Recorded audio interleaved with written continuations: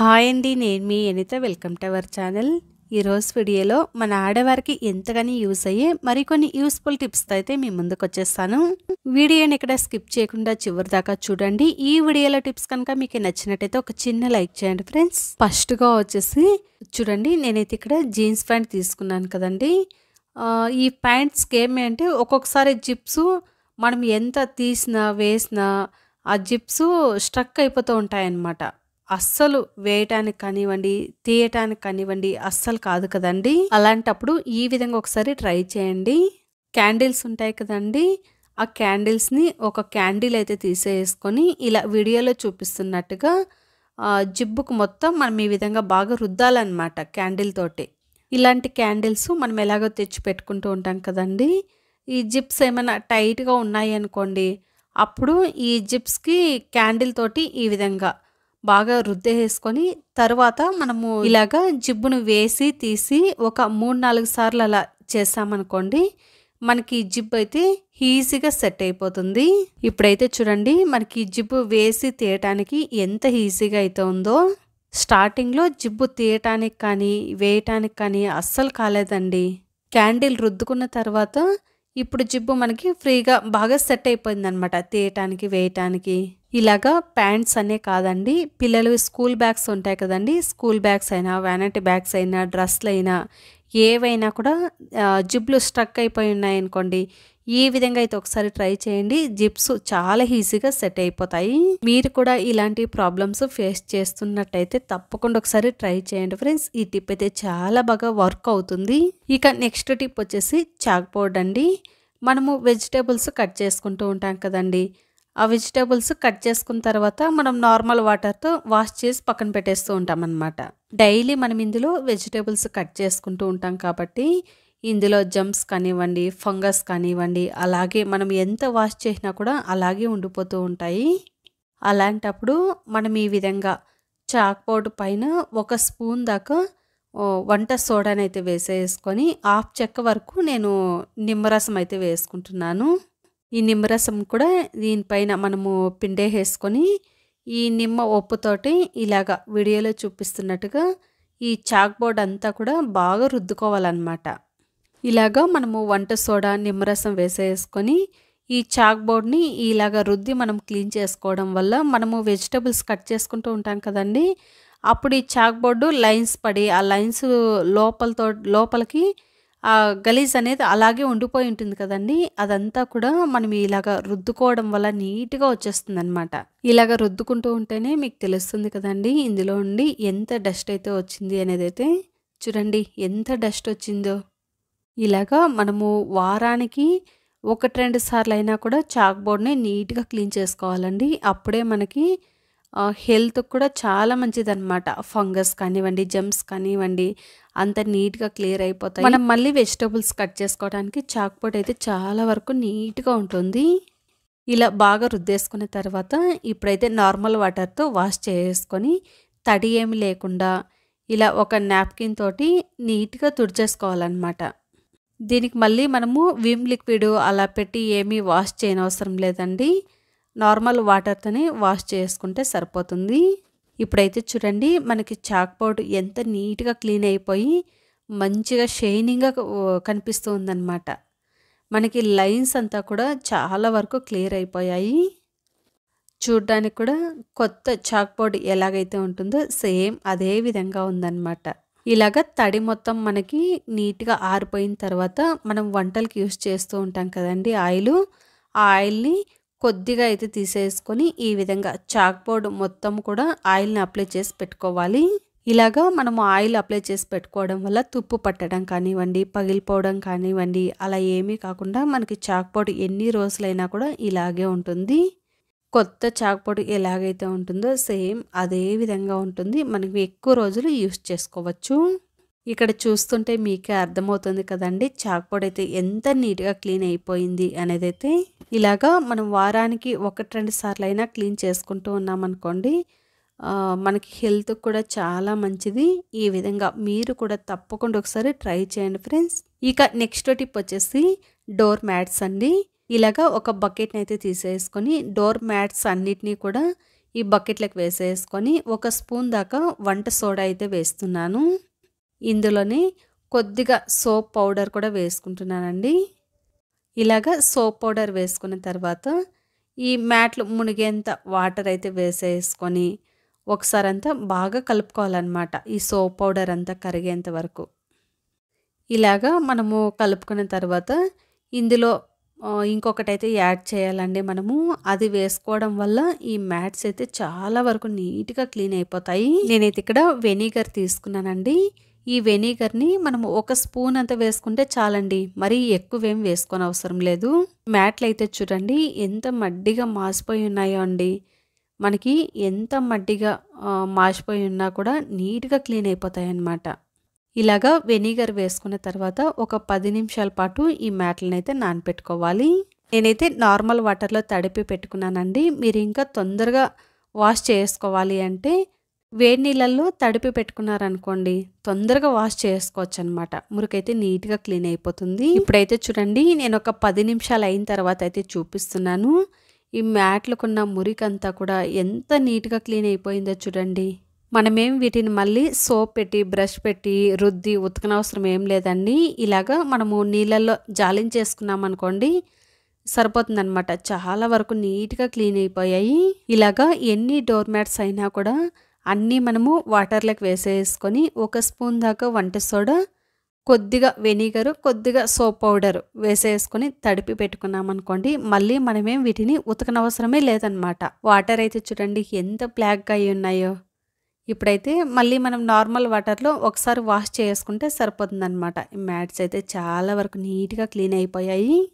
ఇక్కడ మ్యాట్స్ చూస్తుంటేనే మీకే అర్థమవుతుంది కదండి ఎంత నీట్గా క్లీన్ అయిపోయాయి అనేది. అయితే ఈ టిప్ కనుక మీకు నచ్చినట్టయితే మీరు కూడా ఈ విధంగా తప్పకుండా ఒకసారి ట్రై చేయండి ఫ్రెండ్స్. ఇక నెక్స్ట్ టిప్ వచ్చేసి ఇలాగా మనము పాల ప్యాకెట్స్ని అయితే తెచ్చుకుంటూ ఉంటాం కదండి. ఇలాంటి ఆరెంజ్ కలర్ ప్యాకెట్స్ తెచ్చుకుంటూ ఉన్నప్పుడు వీటిలో మనకి ఆ మీగడ అనేది ఎక్కువగా ఉండిపోతూ ఉంటుందన్నమాట ప్యాకెట్ లోపల. అది మనకి వెన్నెలాగా మీగడ చాలా బాగుంటుందండి. అది మనము వేస్ట్గా పడేయకుండా ప్యాకెట్ని ఈ విధంగా సైడ్లు కట్ చేసుకొని ఈ మీగడ అంతా కూడా కలెక్ట్ చేసుకొని ఒక బౌల్లోకి అయితే తీసుకోవాలి. ఇలాగా మీగడ అంతా కూడా ఒక బౌల్లోకి కలెక్ట్ చేసుకున్న తర్వాత ఇందులో ఒక 1/2 స్పూన్ దాకా కాఫీ పౌడర్ అయితే వేసుకోవాలి. మీ దగ్గర కాఫీ పౌడర్ ఉన్నిందనుకోండి కాఫీ పౌడర్ అయినా వేసుకోవచ్చు, లేదు అంటే ఆ బ్రూ పొడి అయినా కూడా వేసుకోవచ్చు అనమాట. వేసేసుకొని ఇవి రెండు బాగా కలిసేటట్టు ఈ విధంగా బాగా స్మూత్ పేస్ట్ లాగా బాగా మిక్స్ చేసుకోవాలి. ఇలాగా మనం మిక్స్ చేసుకున్న తర్వాత ఈ పేస్ట్ వచ్చేసి మనము ఫేస్కి అప్లై చేసుకోవాలన్నమాట. ఇలాగా వీడియోలో చూపిస్తున్నట్టుగా కొద్ది కొద్దిగా ఈ పేస్ట్ని అయితే తీసేసుకొని ఇలాగా మనం ఫేస్కి అప్లై చేసుకోవాలి. ఇలాగా ఈ పేస్ట్ అంతా కూడా మనము అప్లై చేసుకున్న తర్వాత ఒక 5 నిమిషాల పాటు బాగా మర్దన చేసుకోవాలి. ఇలా బాగా మర్దన చేసుకున్నాం అనుకోండి అప్పుడు మనకి ఆ ఫేస్లో ఉండే ట్యాన్ అంతా కూడా నీట్గా క్లీన్ అయిపోతుంది. ట్యాన్ కానివ్వండి, బ్లాక్ డాట్స్ అయితే ఉంటాయి కదండి, ఆ డాట్స్ కూడా మనకి చాలా వరకు క్లియర్ అవుతా వస్తాయి. ఇలాగా మనకి ఒక్కసారి చేస్తేనే రిజల్ట్ అయితే ఉండదండి. మనము వారానికి ఒక 2-3 సార్లు ఈ పేస్ట్ని అప్లై చేస్తూ వచ్చామనుకోండి అప్పుడు మనకి బ్లాక్ డాట్స్ క్లియర్ అవుతాయి. ఆ ఫేస్లో ఉన్న ట్యాన్ అంతా కూడా నీట్గా క్లియర్ అయిపోతుంది. ఇలాగా అప్లై చేసుకున్న తర్వాత అది ఫుల్ డ్రై అయినాక నార్మల్ వాటర్లో వాష్ చేసుకున్నాం అనుకోండి మన ఫేస్లో మంచి గ్లో అయితే వస్తుందన్నమాట. ఇక్కడైతే చూడండి నేను వాష్ చేసుకున్న తర్వాత అయితే చూపిస్తున్నాను ఎంత మంచిగా మన స్కిన్ స్మూత్గా గ్లో కూడా చాలా బాగా వస్తుందండి. ఇక్కడ డిఫరెన్స్ అయితే చూపిస్తున్నాను చూడండి. ఇక్కడ చూస్తుంటే మీకే అర్థమవుతుంది కదండి ఎంత చక్కగా గ్లో అయితే వచ్చిందో. ఇలాగా మీరు కూడా తప్పకుండా ఒకసారి ట్రై చేయండి ఫ్రెండ్స్. ఆనియన్స్ ఎక్కువ రోజులు ఫ్రెష్గా ఉండాలి అంటే ఎలా స్టోర్ చేసుకోవాలి అనేది అయితే చూసేద్దాం. ఒక్కొక్కసారి మనం ఆనియన్స్ ఎక్కువగా తెచ్చి పెట్టుకుంటూ ఉంటాం కదండి. అలా ఎక్కువగా తెచ్చి పెట్టుకుంటూ ఉన్నప్పుడు ఏమంటే అవి మెత్తబడి కుళ్ళిపోవడము అలా సగము వేస్ట్ అయిపోతూ ఉంటాయన్నమాట. ఎక్కువగా వానల కాలంలో అయితే అలా కుళ్ళిపోవడము మెత్తబడిపోవడము అలా జరుగుతూ ఉంటుంది కదండి. అలాంటప్పుడు ఈ విధంగా ఒకసారి స్టోర్ చేసి చూడండి. ఎన్ని రోజులైనా కూడా మనకి ఉల్లిపాయలు కుళ్ళిపోవడము మెత్తబడటము అలా ఏమీ లేకుండా ఫ్రెష్గా ఉంటాయన్నమాట.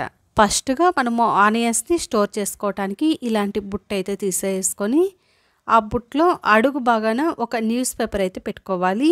ఇలా పెట్టుకున్న తర్వాత మనం తీసుకున్న ఈ ఆనియన్స్ అన్నిటినీ కూడా ఈ బుట్టిలో ఈ విధంగా వేసేసుకొని మరి కొంచెం న్యూస్ పేపర్ని అయితే తీసేసుకొని ఇలాగ చిన్న చిన్న ఉండల్లాగా చేసేసుకొని ఆనియన్స్ మధ్యలో ఒక్కొక్కటి ఈ విధంగా అయితే పెట్టేసుకోవాలి. న్యూస్ పేపర్ అనే కాదండి, పిల్లలవి నోట్బుక్స్లో పేపర్స్ ఉంటాయి కదండి, అయిపోయిన పేపర్స్ అవైనా కూడా ఈ విధంగా పెట్టేసుకోవచ్చు. ఇలాగా మనం పేపర్స్ని ఉండల్లాగా చేసేసుకొని పెట్టుకోవడం వల్ల ఈ ఆనియన్స్లో ఏమైనా తడి ఉన్నా కూడా మనకి పేపర్స్ ఆ తడిని అంతా కూడా అబ్జర్వ్ చేసుకుంటుంది అన్నమాట. అప్పుడు మనకి ఆనియన్స్ మెత్తబడటం కానివ్వండి కుళ్ళిపోవడం కానివ్వండి ఏమీ కాకుండా ఎన్ని రోజులైనా కూడా ఇలాగే ఫ్రెష్గా ఉంటాయి. ఇప్పుడైతే మనకి వర్షాలు స్టార్ట్ అయిపోయాయి కదండి, ఈ వర్షాకాలంలో ఎక్కువగా ఆనియన్స్ అయితే కుళ్ళిపోతూ ఉంటాయి కదండి. అలాంటప్పుడు ఈ విధంగా అయితే ఒకసారి ట్రై చేయండి, ఎన్ని రోజులైనా కూడా మనకి ఆనియన్స్ ఫ్రెష్గా ఉంటాయి.